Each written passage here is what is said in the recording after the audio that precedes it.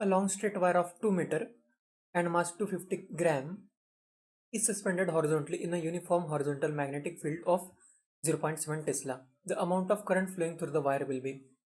Horizontal wire है 2 metre length है और इसमें करंट कितना फ्लो हो रहा है ये हमें बताना है।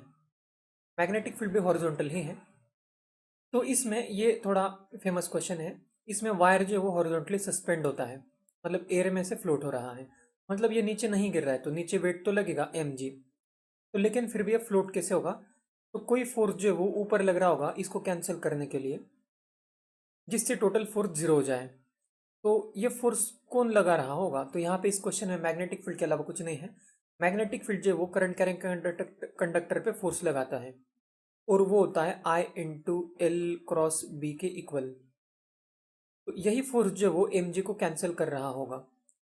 तो यहाँ पे कुछ एंगल जब नहीं दिया होता है तो मोस्टली ऐसा ही होता है, सब एक दूसरे को परपेंडिकुलर होता है और ये क्रॉस प्रोडक्ट जो है वो साइन 91 होके इस तरह से हो जाता है कि f का जो मैग्नीट्यूड होगा वो हो जाएगा ILB sine of 90 degree is equal to ILB। तो वैसे ये डायरेक्शन थोड़ा इमेजिन भी कर सकते हैं, करंट राइट साइड में से जा रहा है तो मैग्नेटिक फील्ड थोड़ा अंदर की तरफ हो सकता है। तो फिर अगर हम क्रॉस प्रोडक्ट के हिसाब से देखेंगे एल क्रॉस बी का डायरेक्शन ऊपर की तरफ आएगा, लेकिन इस क्वेश्चन में इतना डायरेक्शन सोचने का जरूरत नहीं होता है, बस m g is equal to ILB करके दोनों को अगर इक्वल एंड ऑपोजिट कर देंगे हम तो आंसर आ जाता है। तो यहाँ पे जी का वैल्यू में 9.8 लेने को बताया है, तो हम बस उसमें वैल्यू पुट करेंगे तो आंसर यहाँ से आ जाना चाहिए।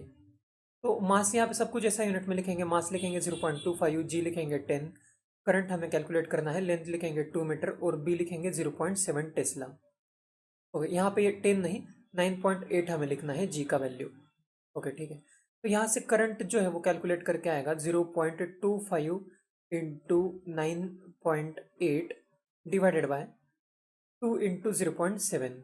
तो 9.8 लेने के लिए इसलिए बताया था क्योंकि यहाँ पे डिवीजन जाएगा 7 से, तो यहाँ से 7 से अगर डिवीजन देंगे हम तो यहाँ पे 14 आंसर आएगा और ये 2 से फिर डिवाइड करेंगे तो फिर 7 हो जाएगा।